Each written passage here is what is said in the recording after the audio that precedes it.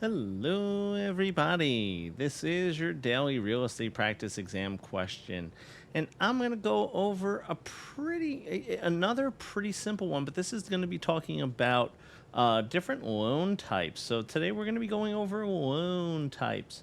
So let's talk about this seemingly simple question, but let's talk about what type of loan this is. So the question reads, the type of mortgage loan which permits borrowing additional funds at a later date is called A, an equitable mortgage, B, an extendable mortgage, C, an open-end mortgage, or D, a junior mortgage.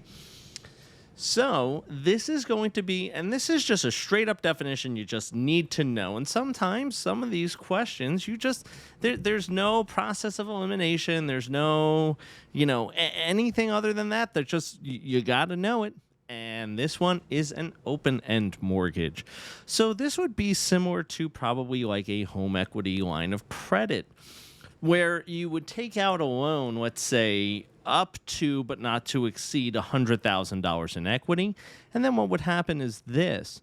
You would start with taking out maybe $5,000, $10,000, and they would actually give you like a checkbook, and they would say, here, you could write more to yourself. You could take out more money against this loan that is basically open-ended up to $100,000, not to exceed that. And simply what would happen is the principal and interest would adjust accordingly, okay? So your payments would adjust according to whatever the interest was that you took out based on whatever the outstanding principal balance is. So that is an open-end mortgage. So an equitable and extendable mortgage, really not things, and a junior mortgage is one that is just in a inferior position, okay, to another mortgage. So that would be, so a HELOC, a home equity line of credit, or a home equity loan, would probably sit in a junior position to a purchase mortgage, right? So like the mortgage that you use to purchase the property. So that is the situation there. So I hope you guys like this question. Hope you like what we're doing. If you do, remember, smash that like button,